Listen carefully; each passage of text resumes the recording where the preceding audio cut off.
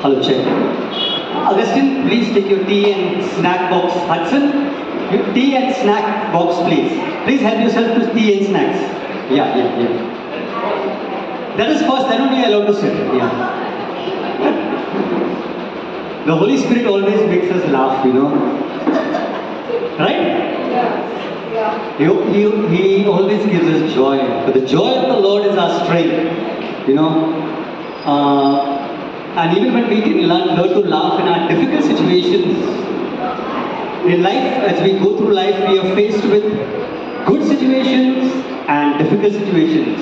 Good people and bad people. People who support us and people who want to pull us down. Right or wrong? So today we're going to see exactly one of the things is the Word of God. What is the topic today? The Word of God in facing life's challenges. So we all face various challenges in your place of work, in your neighborhood. So how do we deal with the challenges which we face? How do we deal with the challenges which we face? Are you ready? To begin with, I don't want to start the talk. I would say I want to throw the ball in your court by asking you a question from which then I will begin. What is one of the challenges which you face for which you need an answer? Very often what happens, I tell you, we come to church faithfully. The people of God are so faithful. Even the priests are doing their work faithfully. But somewhere there's a disconnect sometimes. It's because what the person is going for, they have a need, they are going through a struggle in their life. They're not able to get that when they at the sermon because maybe the topic is different sometimes, of that day's sermon. And so what we're trying to do here is to see also practically how the Word of God can help us in those burdens which you and me have been carrying, which maybe we have not found an answer till today. Because maybe we have not asked for whatever reason. So, what is a challenge which you are facing in your daily life for which you need God to intervene and answer you? Any type of challenge.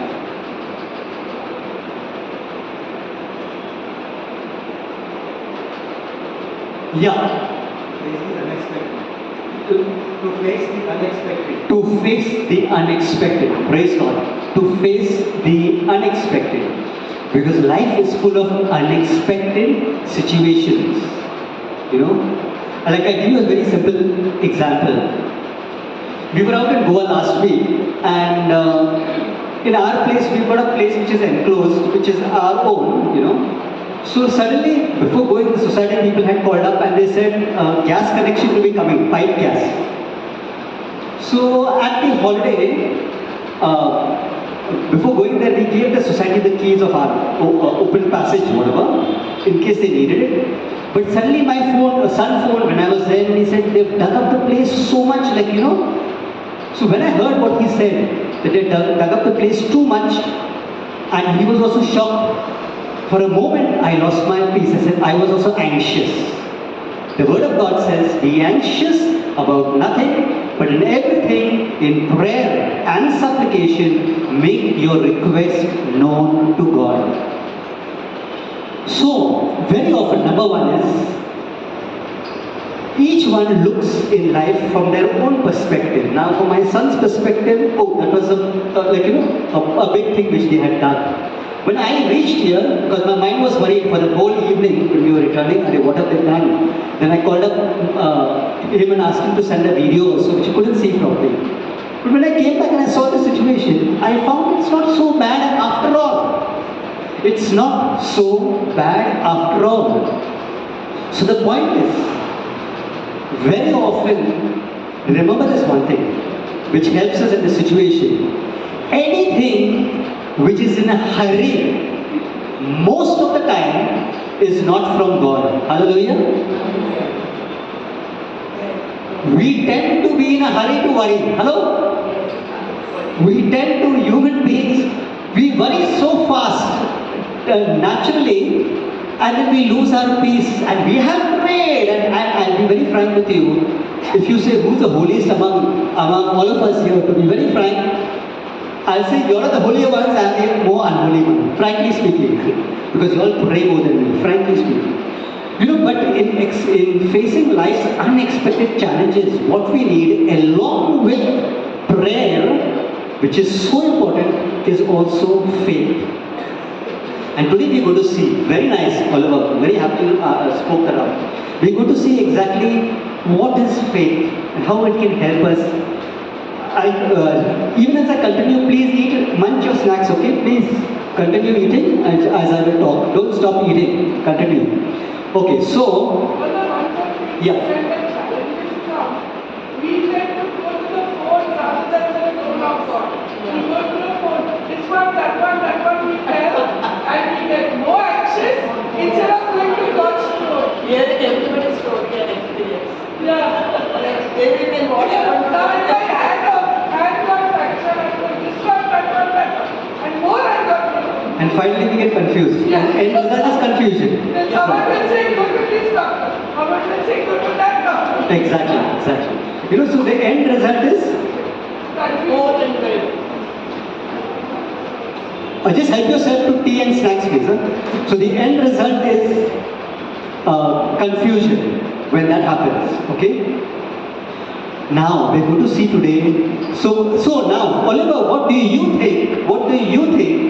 Okay, is the solution in dealing with unexpected situations that come our way? What do we, the people of God, need? What do we need?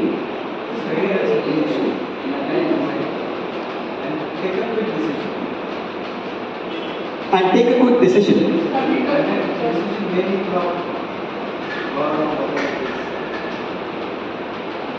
I like that passage of scripture, I just shared with you just now. Be anxious, I think Philippians 3:16, I think it is Philippians 3:16. Be anxious about nothing. It's a command from God. Be anxious about nothing, but in everything with prayer. First, not running to the phone, but with prayer and supplication and with thanksgiving, make your request known to God. And the peace of God which surpasses all understanding, and the peace of God which surpasses all understanding will guard your hearts and minds in Christ Jesus. So what do we need? First thing, when faced with unexpected situations, is the peace at the moment. Because when we are at peace at that moment, then we can take a decision with a sound mind. Hallelujah? But if we are disturbed and confused, we cannot take a decision, because the decisions come from our emotions. So very often, as I said, most of the cases, in most of the times, maybe 5% you will have to take a fast decision. But most of the times it's always wait. The Lord has also shown me this one thing. Wait and allow me to do it for you. And that's why very often I experience in my life times of tremendous physical weakness, very often. And then times of great energy after that. I used to wonder, what is this going on? Then I realized the Lord breaks you to make you realize that without Him you can do nothing.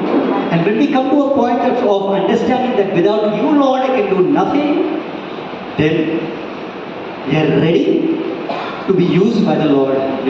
So He breaks us and He teaches us life throughout a learning process till the day we go to be with the Lord. It's a learning process, but we are maturing more and more each day. So coming to that answer, what you say, one of the things what we need is faith. How many of you have heard the session on faith which I've given anybody? You all have heard? Not in detail, no? Okay, we'll go about faith today, because one of the most beautiful things. What is faith? Oliver, the more our faith in God increases, the more blessings of God are manifested in our life. The greater the faith, throughout. One of the things which God expects from us, He knows that all of us are weak. We will sin. We will get angry. We will sin. We will have wrong thoughts, all these things. But one thing, in the midst of it all, never give up.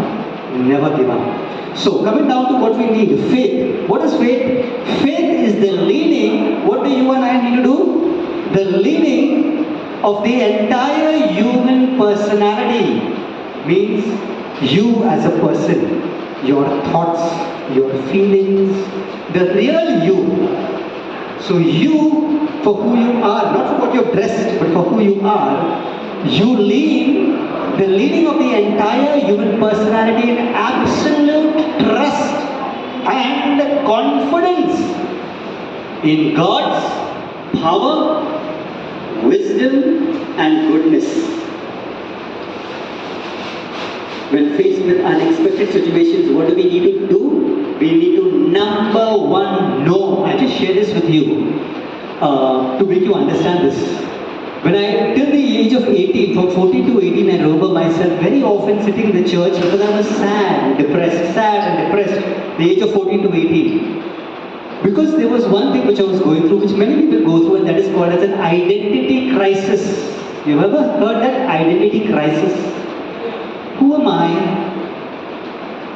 And because I didn't know who I was as a child of God, I didn't know that. So I would always feel comfortable in the midst of people, but I would feel very lonely if I was alone. Hallelujah. My question to you, do you feel lonely when you are alone?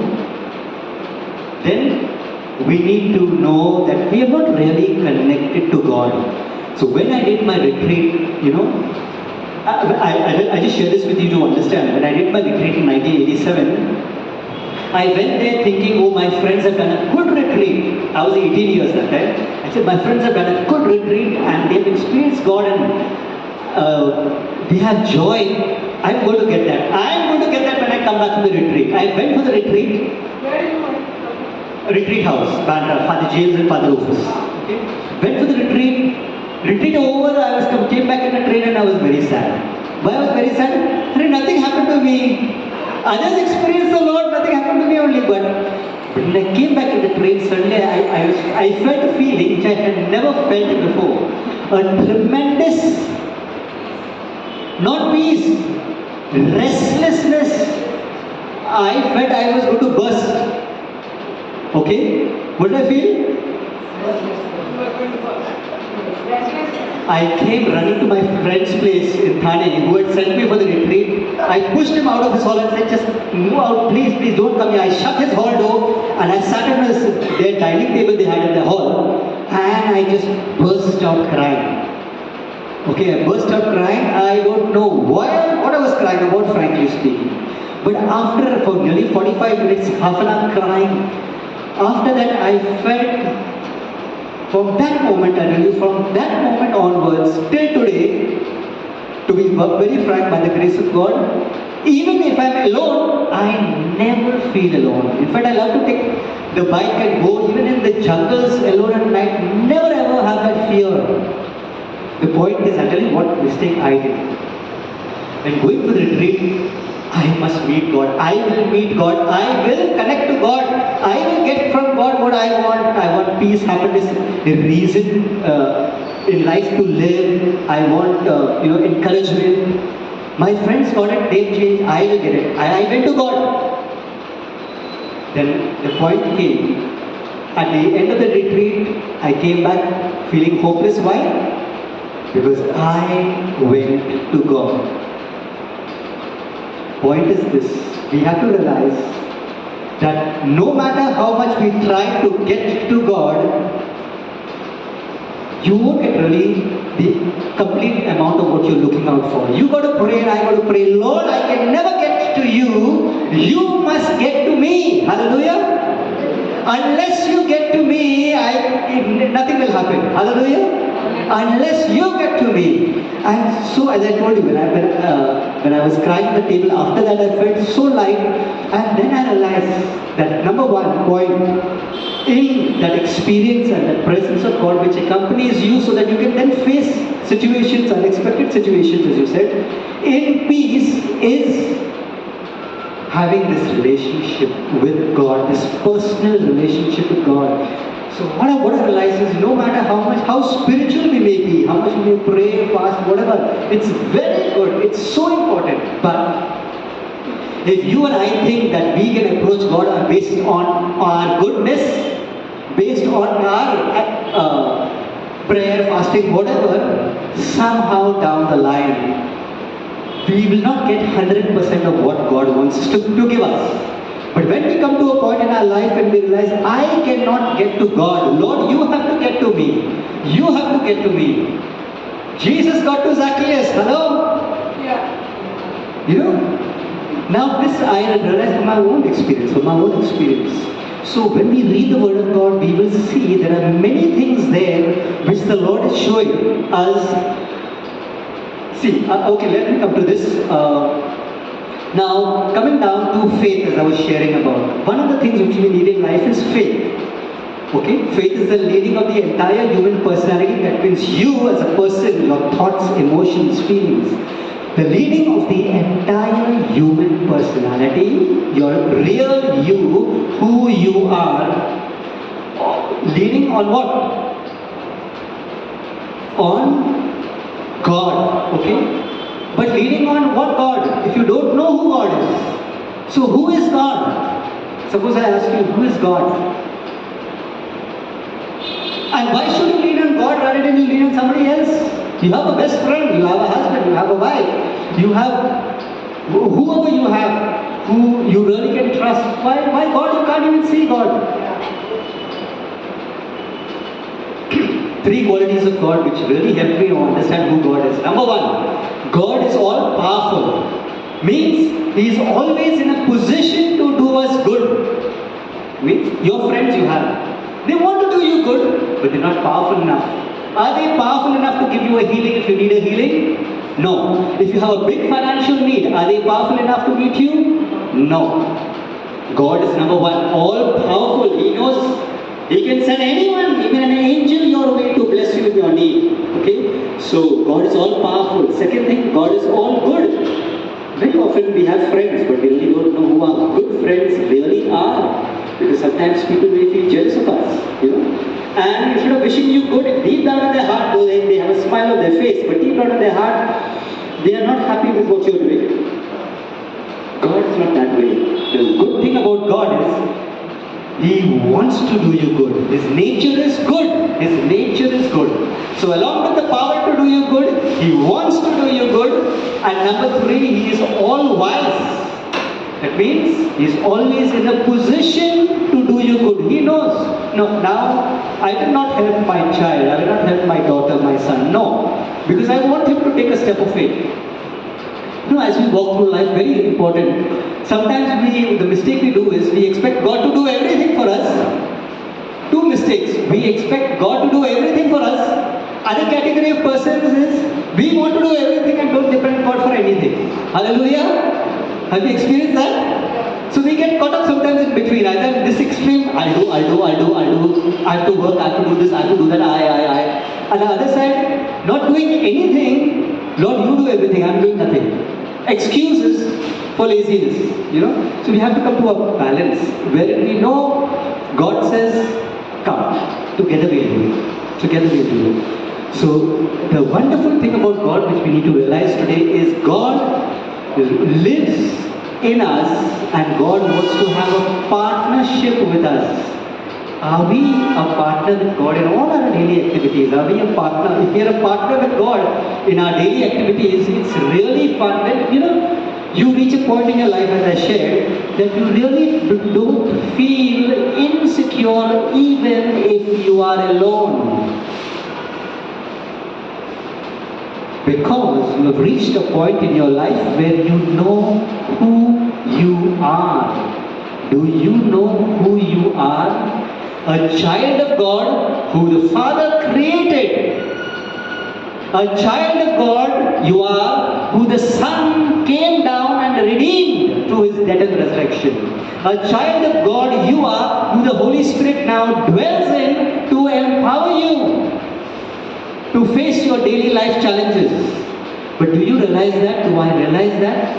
And unless you realize who you are, a child of God, fully equipped to do whatever you need to do, whatever God has called you to do, when you and I realize that, then we are at peace. The Word of God says, the peace of God, and the peace of God which surpasses all understanding will guard your heart and mind in Christ Jesus.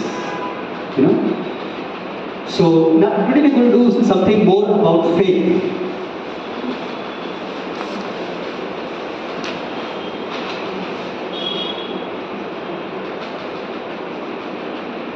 Okay, I like to speak on something which is important. We go to little subtopics. Topic number one: Mass.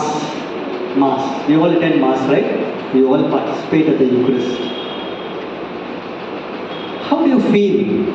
Every time you go to Mass and after you come back after Mass, do you really feel, honestly speaking, do you really feel revived? Fully. Praise God. How many, honestly speaking, don't really fully feel alive and think that there was something more that they needed to get, but were not able to get that? Okay, praise God for that honesty. Praise God for that honesty. I'll tell you why. Now, I'll just share this with you. Very often in life, even the spiritual things we do, at some stage in our life, monotony comes in. Monotony. You know?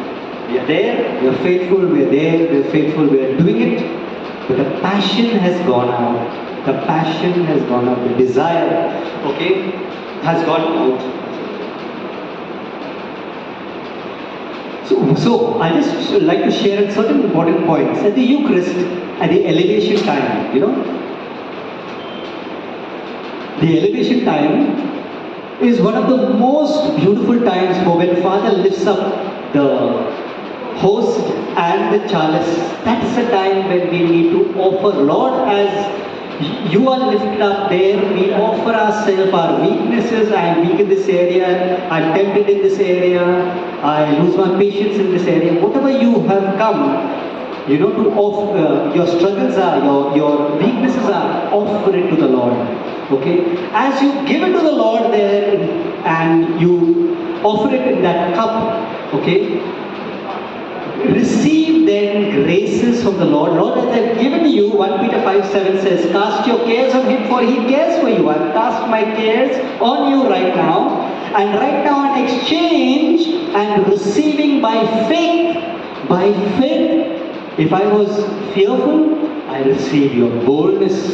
If I was disturbed, I receive by faith your peace. If I was confused, Lord, I give you my confusion and I receive clear thinking and confidence. Hallelujah. It's a beautiful time to offer ourselves to the Lord. A second thing, yeah. We thought we were doing this during offering.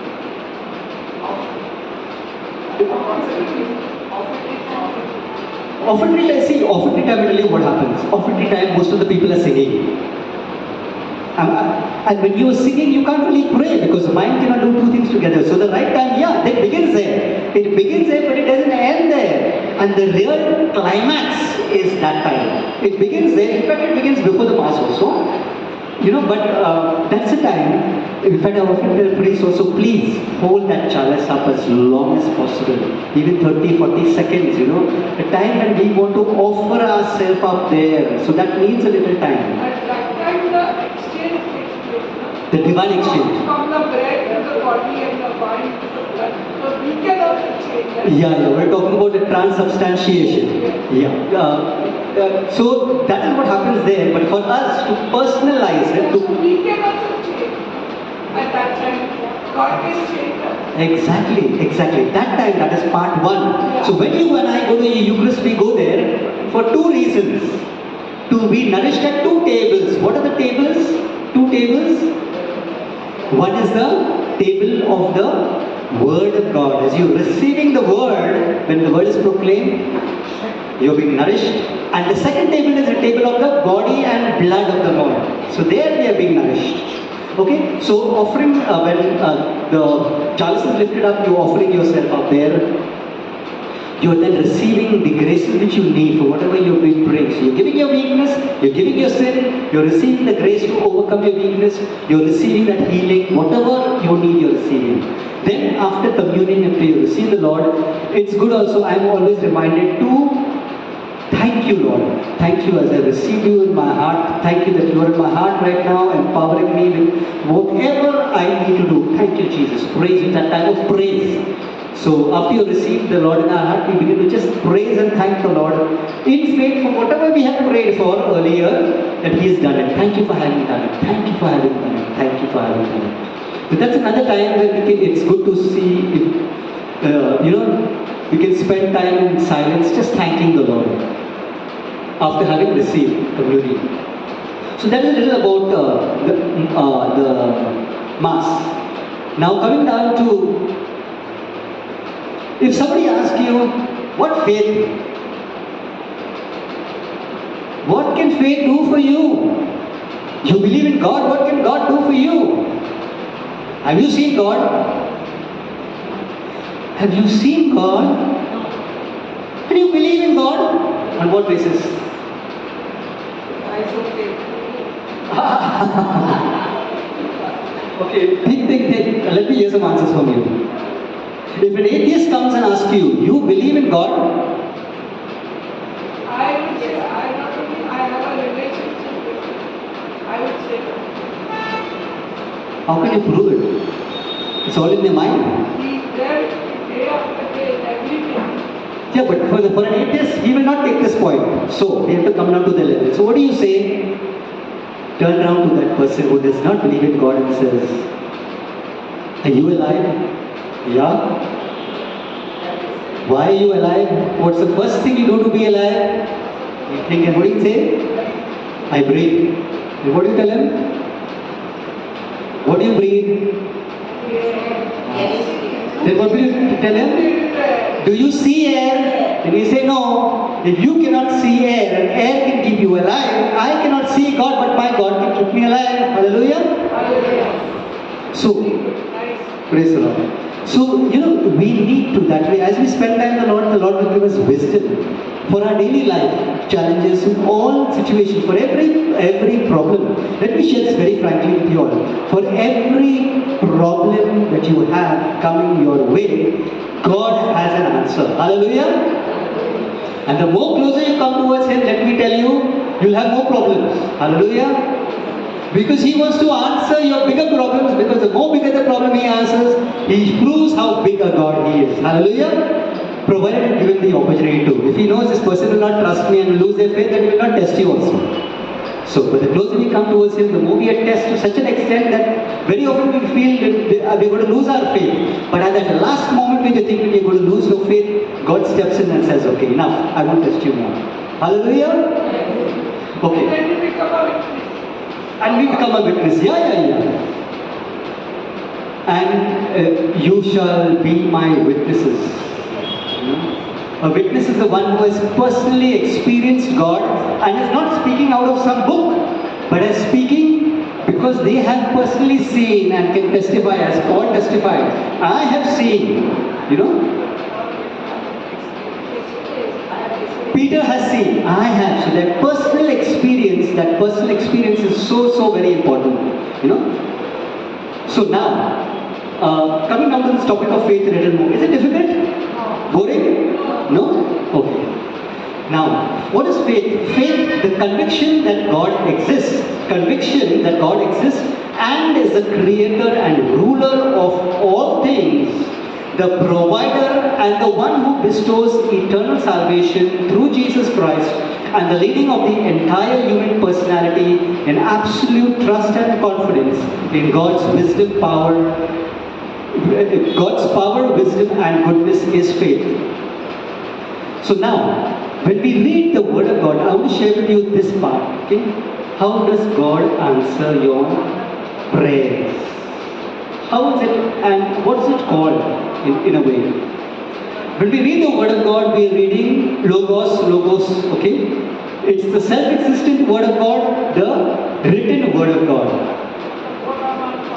Now, I'll share this little thing with you so you'll understand. way back in the year 2000, I think I shared this before, but I'm sharing for those who are new. In the year 2000, I was unwell and I was just praying desperately for healing, which I needed, because I had a blood pressure problem suddenly which came up, and I was desperate for a healing.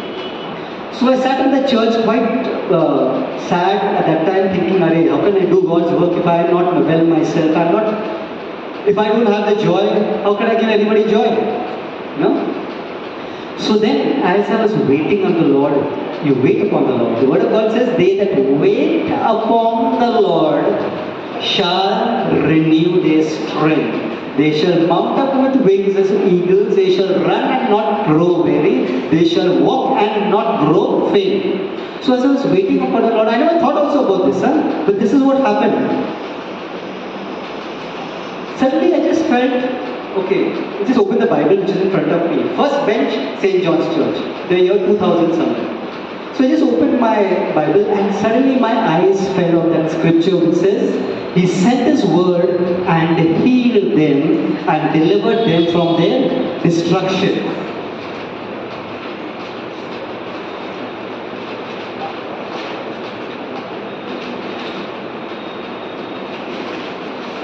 Psalm 107 verse 20. He sent His word and healed them and delivered them from their destruction.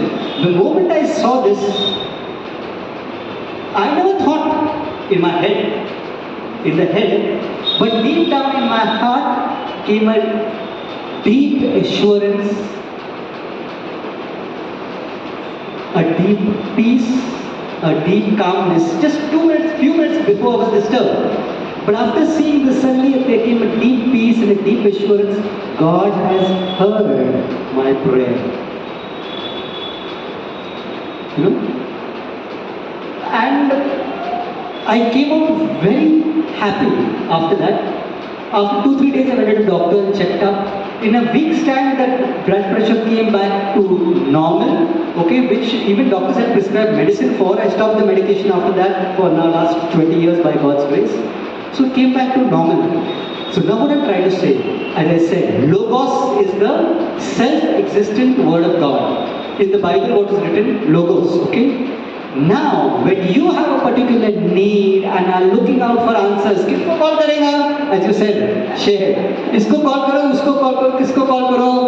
भगवान को call करो, right? We say. So better to call God. So when we wait that way upon the Lord, with what?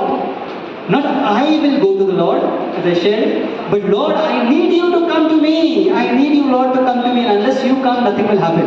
You know? Unless the Lord builds the house, they that labor in vain. The Word of God says, you know? So unless we wait for God to speak. Now, what is this word? Rima. Exactly. What is Rima? Come on, Sunita, tell us. The word from God that touches our heart and sometimes changes our life. God gives you that.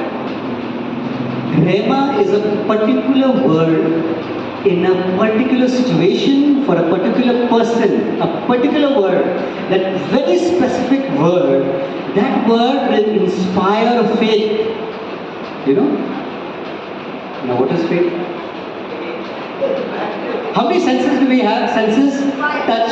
Correct. Faith you can say is a sixth sense. You know? Yeah, we need that faith, that sixth sense to survive actually spiritually. Because many people may be strong in the body, but if you are not strong emotionally and in your spirit, then, you know, no matter what, you will not be able to face life. So, for that, regularly when we wait in prayer to the Lord with our needs, Lord, this is my need, I don't know how to solve this problem.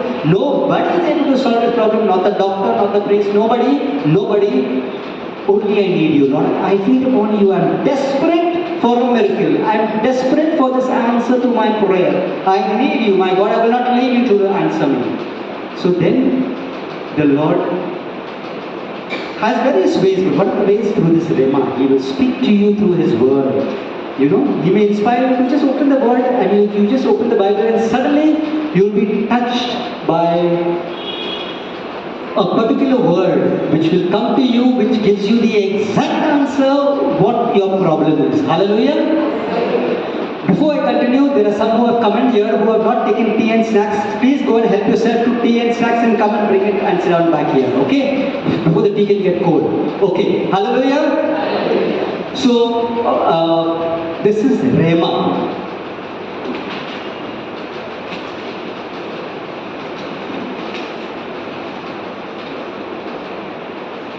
Now, faith, I love this thing, it really, there are some men of God in the past, they are dead and gone, but they have really spoken such things which really make sense in today's world. Because in today's world now, people are losing their faith. Now, if you see today's youth, for example, have a lot of questions, and you've got to be able to answer them. So, faith, what is faith? Another thing about faith is, faith, it perceives as real what is not revealed to the senses. Faith perceives what is real. So let's say you are looking out for an answer for a healing. Okay, you pray for a healing. Give me an example. So when you pray, after you have prayed, if you have the gift of faith, you are able to in your spirit and in your heart perceive, know in your spirit and in your heart that what you have asked God for, it's done. It's done. Okay? Faith perceives as real what is not revealed to the senses. Your mind, your eyes, your hands, your feet show you nothing has happened still. But in your heart, you know it's finished. It's done. So the more you have of that faith in your heart, the more, you and I can do great things for God, can move to a higher level of faith, Faith enables the believing soul, Dr. Oswald Sanders says this, he says, faith enables the believing soul to treat the future as present and the invisible as seen. Faith enables the believing soul. When you believe, you are able to treat the future. In the future, what do you want? Use yourself to be as totally healed. So, you are treating, when you have faith, you are treating the future.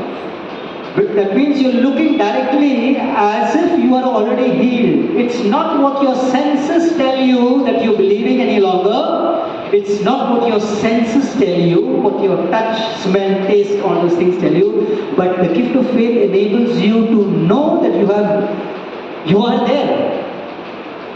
You're already there where you want to be.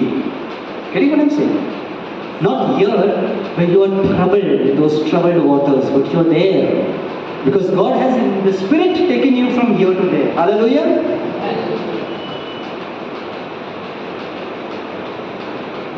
Faith is not some feeling we manufacture. It is our total response to what God has revealed in His Word. Now, how do we know we have faith? Look at Hebrews 11:8. Hebrews 11:8 says, by faith, Abraham, when he was called, obeyed, and I love this, this is beautiful scripture. By faith, Abraham, when he was called, obeyed, and he went forth to a place which he was destined to receive as an inheritance, and he went, although he did not know or trouble his mind about where he was to go. When God said, go, Abraham just went. He did not trouble his mind. Very often in life, one of the big problems is 10% of the problems are there which are real, but 90% of the problems are the ones which we are creating. Hallelujah? Because we're thinking and thinking and thinking and thinking. I was thinking and thinking a lot earlier,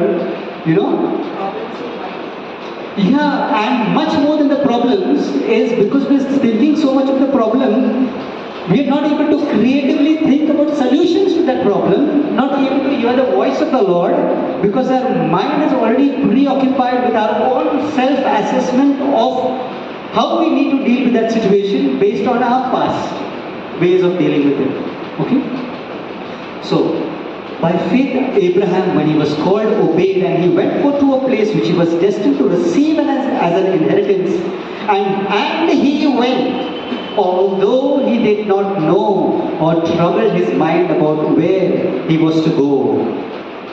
Now, faith and hope. I am hoping for a miracle. I am hoping for this relationship to be healed. Okay? Hope is there. Faith is here. Okay? Faith springs from the heart. Hope is in the mind. Faith is in the present. It is something we already have. Hope is directed towards the future. Hebrews 11:1 says, now faith is the substance of things hoped for, the evidence of things not seen. So it's this way. I am hoping for a miracle. You can see my hand? I'm hoping for a miracle. Okay, on the top here. But below that here is faith. Faith is holding up my hope. Holding up my hope. So long as you have faith, what you hope for, you will continue hoping for. The moment you lose your faith, your hope also comes down. Getting what I'm saying? So, faith is the substance of things hoped for, the evidence of things not seen. When you have faith, you already have the evidence of what you have asked for. In other words, what it means, it's a little difficult, I know. I'm explaining to you, but in your heart, you know, to receive the things from God, we need to receive those things first in our heart, in our spirit, and then it is manifested in the world at large. First, we need to receive it. As Abraham, when God said go, as I said in the beginning, we have to do our part, God does his part. Human-divine partnership. So, God told Abraham, only go. Rest he will do. Abraham went, rest of the things God did and blessed him and made him a mighty creation. But very often when the thing God says go, if I go and then this will, very often so many questions and then day and night, sleepless nights we're thinking and worrying. So very important to understand is we need faith, and the word of God says faith comes by hearing and hearing by the word of God. So when you and I see in our daily life and we read the word of God, that throughout God has honored people who have faith. They have been, look at, if you go to see people throughout the Bible, we don't see any perfect saint. They all made mistakes. Peter, mistake. Okay, Paul, how many people he killed? But God used those people just because in their weakness, in their sinfulness, they were ready to only do one thing. Hold on to God. Sin was there in their life, but they didn't let go. And what God expects from us today is, God expects us just never to give up. Never to give up. Faith is a gift of God planted in the hearts of those who acknowledge Jesus as Son of God and surrender their wills to Him. Now, this is very important. It is Christ's faith within us wherein we are able to stand strong and immovable in times of trials and tribulations. It is so. The important thing is, don't think that you will have faith. As I said in the beginning, we can never have the things of God. God has to gift it to us. So if you and I think that we don't have faith for whatever, the unseen, as he said, the unseen circumstances, we don't have faith for. Ask God, Lord, I don't have this gift of faith. You know how weak I am. I need this gift of faith. Stretch my faith. And how does God stretch your faith? A little bigger problem will come. And then you will depend on Him and God will answer. After a few days, another bigger problem will come. And then again you will look out to God afresh for another answer to the bigger problem. And God will answer. And your faith will be strengthened. And after another few days, still a bigger problem. Getting what I'm saying? Your faith will grow stronger and stronger. Not because of absence of problems, but because in the midst of the problems, He shall show. Just think of it. He shall show that He is God. Could not God kill, we know the Egyptians and the Israelites. Could not God kill the Egyptian Pharaoh when they were harassing his people? He could have killed him now and finished. No? He wanted the Israelites to learn some lessons. And that's why he allowed them to coexist. And the Israelites, in their problems and in their pains and in their sufferings, they learned to trust God.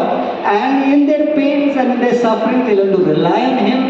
And that's what the faith, that's how they grew in faith and knowledge of their God. So faith comes only not because of the absence of the problems, but in the midst of the problems, you and I shall see the power of our God. Hallelujah. Psalm 27:13 says, I would have despaired unless I had believed that I would see the goodness of the Lord in the land of the living. I would have despaired unless I had believed that I would see the goodness of the Lord in the land of the living. When do we despair? When do we get despair? Suddenly, when we lose our peace. The moment we stop believing, the moment we move from the spirit to the flesh, the moment we move from allowing God to do it for us to I have to do something, I have to do something, I have to solve this. So as I said in the beginning, when anything we do which tempts us to do in haste, fast. Thanks. Anything to do fast, quickly, most of the time it's not from God, because God is always on time. He's never late, but He has a time. He allows us to go through it to make us mature. God's purposes are different. So today, as we stand here, as I said, I'll ask you the question again. Who are you? A child of God, but life will make more sense when you and I realize, number one, we have come from God. We have come from God. We are going back to God. Hallelujah. And on the way, this journey is a small journey. The reality of the truth of our identity. Who you are a child of God, come from God, existing here, being tested in this world for some time, and one day are going back to God. So when you realize your identity, that you are a child of God, and as a child of God, you have your Father always there with you, willing to defend you, but at the same time not willing to spoil you. Hallelujah. So He allows us to go through it, to our troubles as the Israelite, but He doesn't leave us. He tests us. He tests us for our own good, to make us strong. Well, before I continue, anyone would like to share something? Would like to share on these things? Or any questions regarding the problems you all are facing? And I started with what Oliver had said at the beginning. Okay? So any other question? What are the challenges you face? We talk about that. Are you facing temptation? We can talk about that.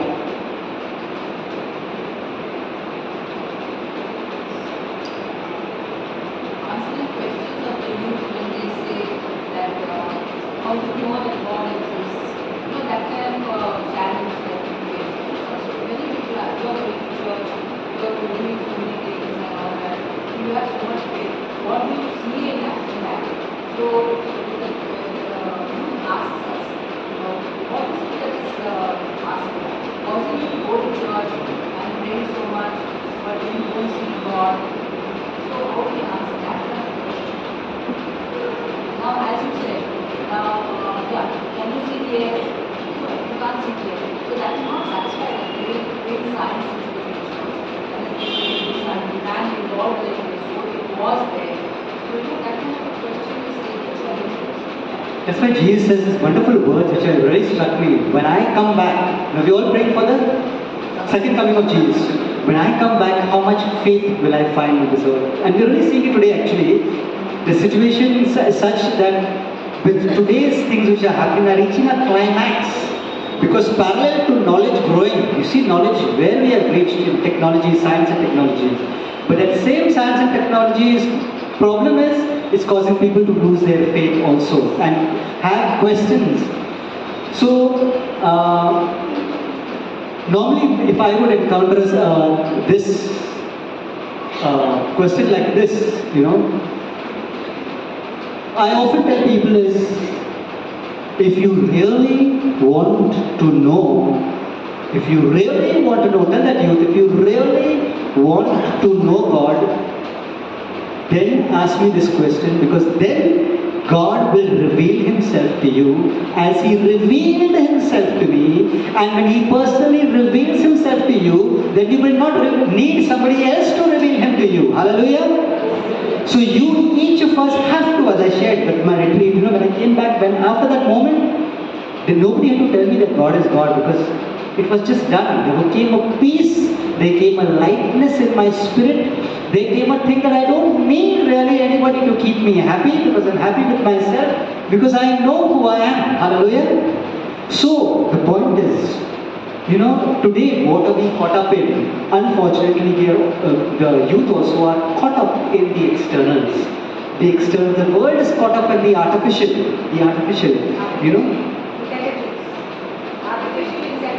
Artificial intelligence is one of the things. Artificial intelligence is one of the things. But everything being covered up. Where the real self, the true self, which is facing an identity crisis of who am I, that very question is out of the picture altogether. And youth or others are searching for answers about the reality of life in other places, without searching for the one who has, from where they have come from. I say, don't even call it God. Search who has created me. I tell the youth, they don't believe me. Who has created me? Do you believe you have come into existence by yourself? The wonderful way you made your eyes, the way every part of your body functions and works in such perfect ways. The perfect gravity which is there, that you are not floating in the air, you are not able to stuck in the ground, but you are able to run. That exact level of oxygen in the air, or whatever is needed, which is making planet Earth move for centuries together, thousands of years. You think that just came into existence that way? Or something created? Science. What is the beginning of science? Ask them, what is the beginning of science?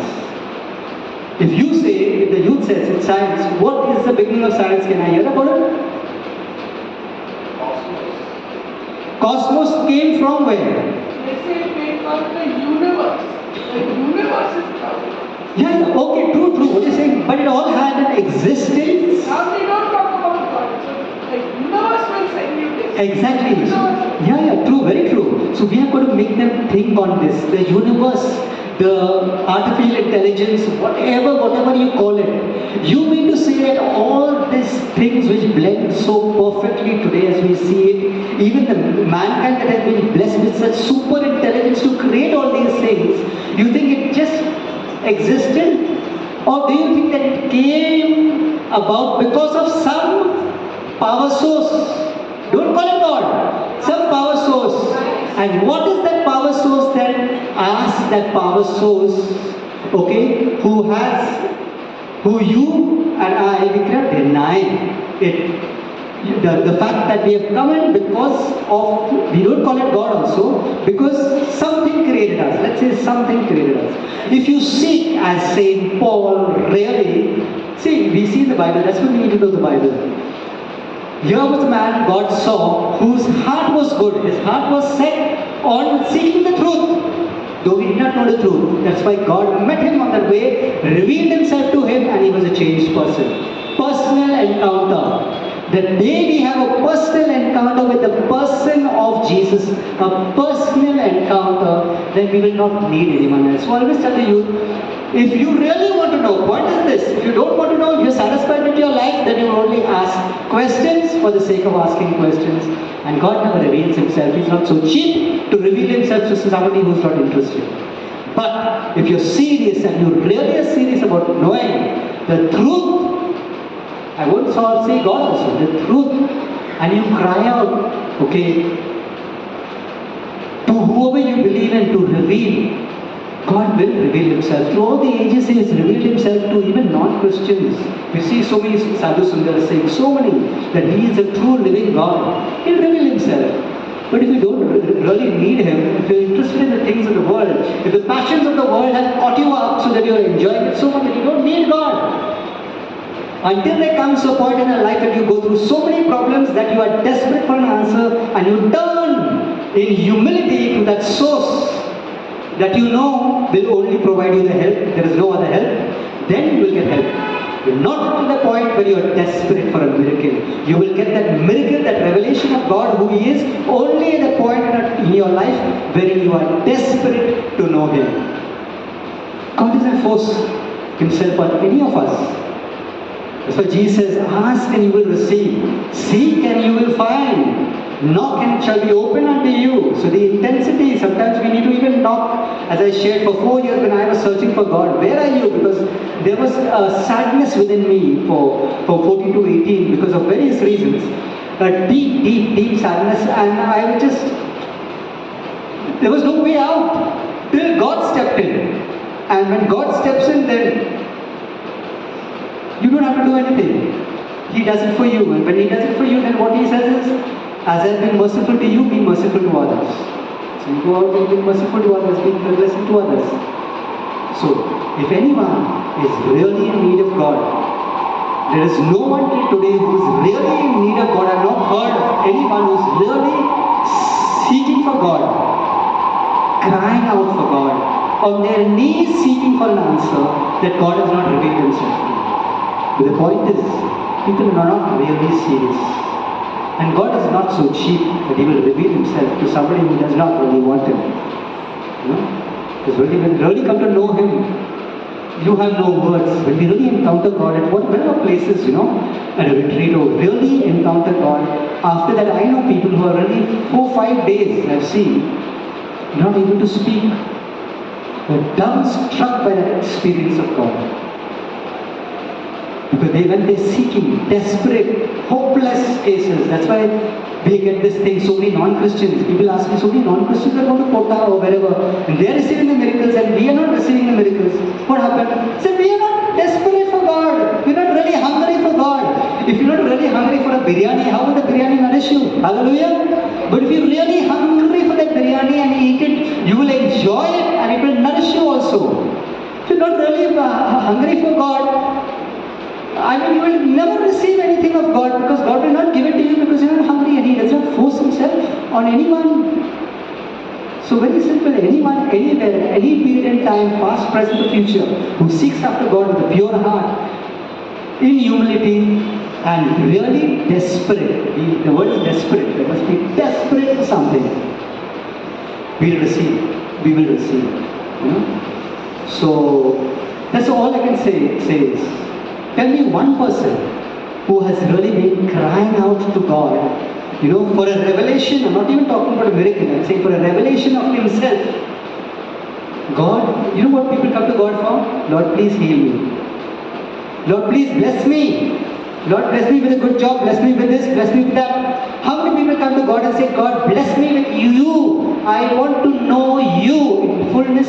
I want to know who you are. Reveal yourself to me a little more, Lord. Reveal, because that will satisfy the desires of my heart. How many people are praying that way? They're praying for blessing, they get the blessing, fine. But then their faith life goes down because they've asked for the wrong things, and they were asked and they received because they asked for the wrong things, but God gave it to them. And after they find that somewhere there, because they asked for the wrong things. We ask for a revelation, Lord, reveal yourself to me. I'm not happy to the stage where I am in right now. I'm here, but I want to be there, Lord. And I cannot go there without your help. So you must take me there where you are, Lord. Take me, help me to experience. To that extent, if we seek it, we will find it. I hope I'm able to answer you in what you said. Hallelujah? Hallelujah. What's the time? Okay, so as I said, I'm ready for the whole night. Hallelujah? That's why I hope the snack box gave you was something. I said not one samosa, but we have a snack box so everybody, nobody's hungry. I come. So can we go to 9? Is it okay? If you are saying, huh? So now this remaining half, I got lots to speak, lots and lots, but I don't want to bore you all with what I want to say. I will take your questions. Come on, so ask me questions about anything and we go to biblical answers for that. You like to share something? Do you know your daughter? Would you like to share something? Any questions?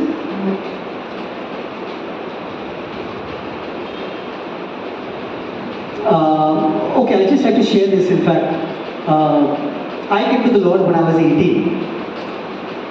I did my retreat when I was 18. Okay? The reason, I'm coming down to what you're saying. The reason why I experienced the Lord when I was 18 is because of a number of type of problems which were there, which I had no answer for, and for which I sought the Lord desperately. So the point is, people at any age, not necessarily come to 40 or 50 to experience God. People at any age can experience God provided they really seek and want to know Him rather than anything else. What is the deepest longing in our heart?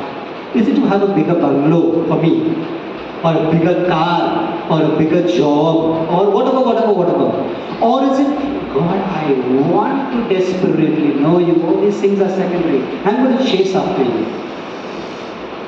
So God will, to that extent, give us the things that we ask for. He always gives us the things we ask for. But very often we ask for the wrong things and we land up getting the wrong things, all of us, And then somehow we miss on God's best for our life. It was because of the problems that I faced from 14 to 18, situational problems, certain situations, that caused me to seek the Lord. At that time I was very sad. Why do I have to face these problems?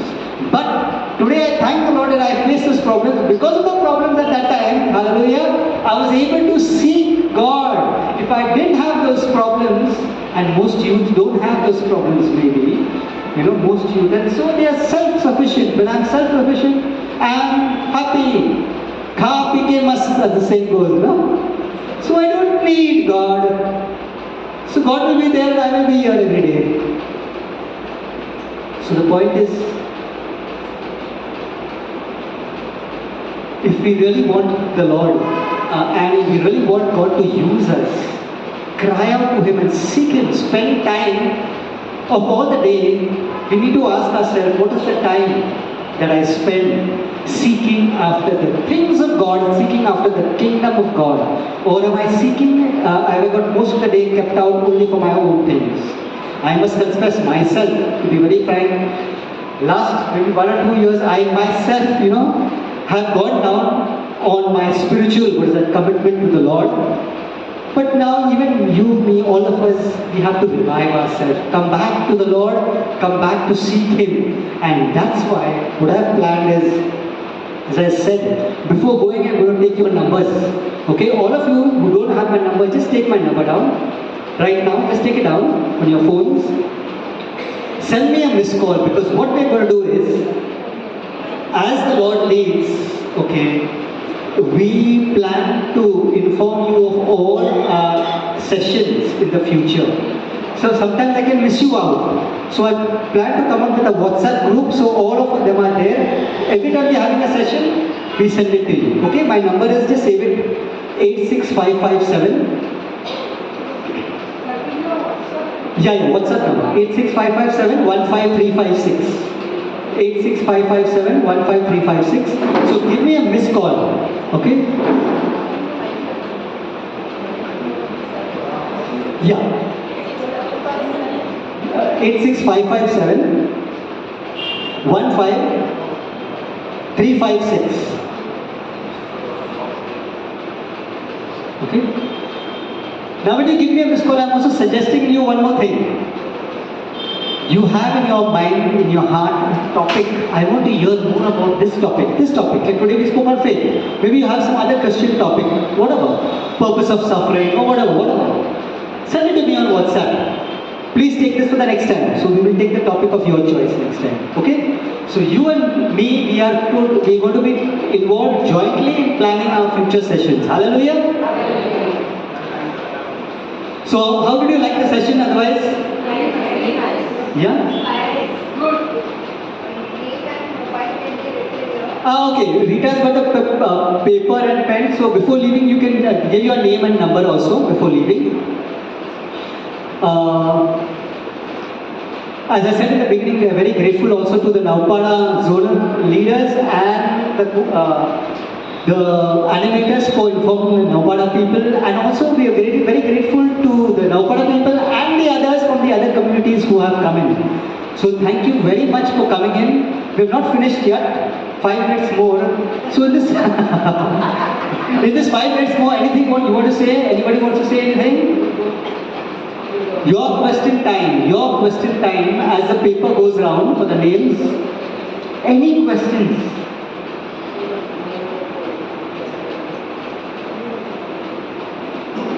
These sessions are good, or you want some other way? Same way? Huh? Same way, continue next time? Okay, so you all give me your topics, huh? Hudson, you want to say something?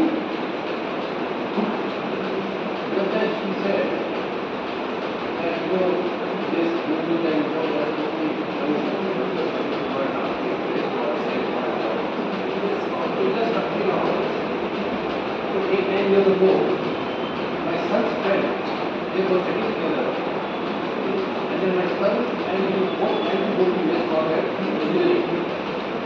That time he did not get the visa. He came to Mohammed Shabazz from Muslim guy. So my son went, he could not. So they he was very impressed. Then when he came to the office, and he said, Uncle, just come and play that cross Melanur is a cross. We also know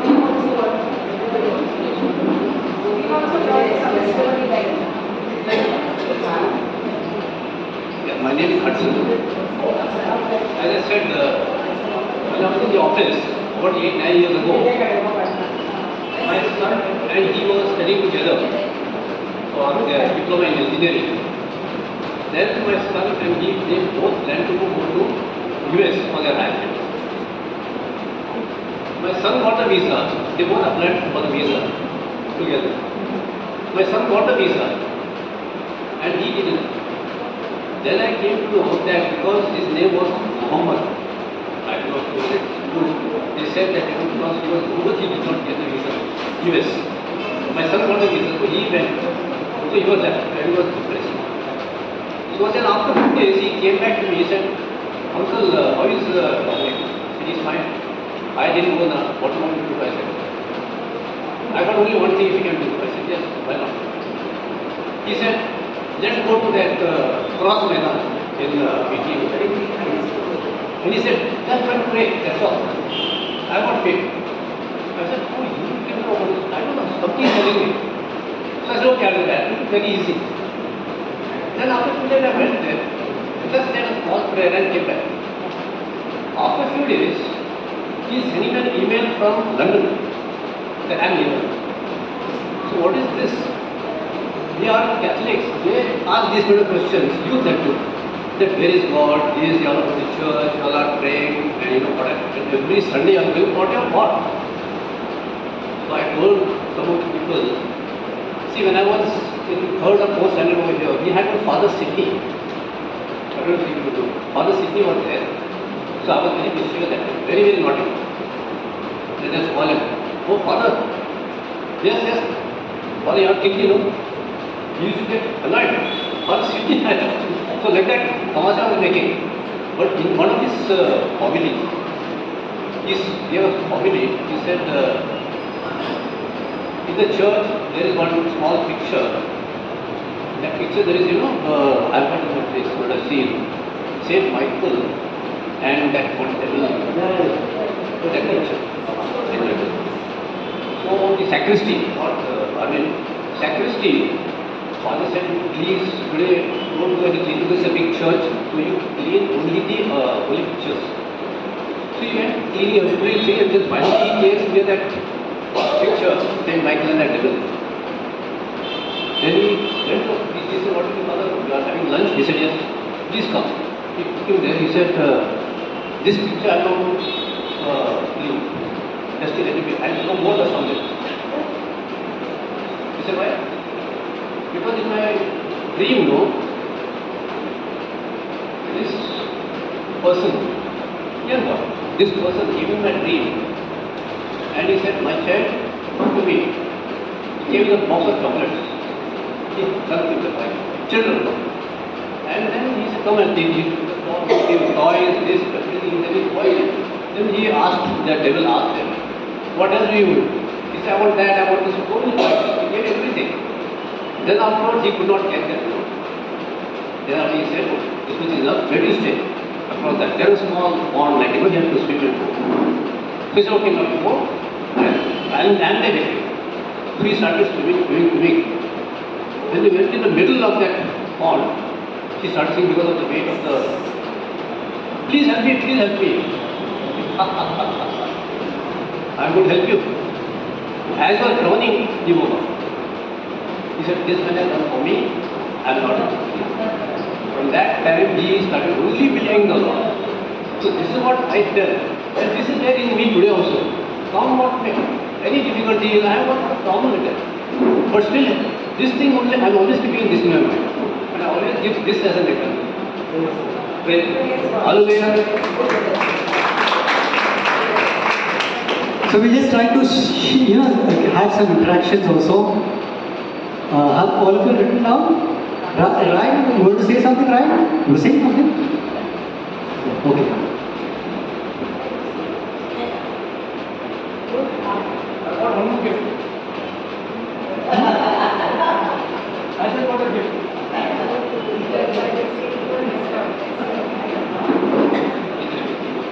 But I'm happy that there people are participating and sharing. No? So we just take 2 minutes more. Ryan has something to say, and then we. I'd like to thank Sanjay for sharing this talk with us. I think it is very important that we come together as often as possible because, like Sanjay says, it's there, St. Paul has said, that faith comes from hearing, and the more we get together, the more we speak. It's not necessary that we have all the theology, philosophy, everything down pat. It's not necessary. But it's very coming together as a small group.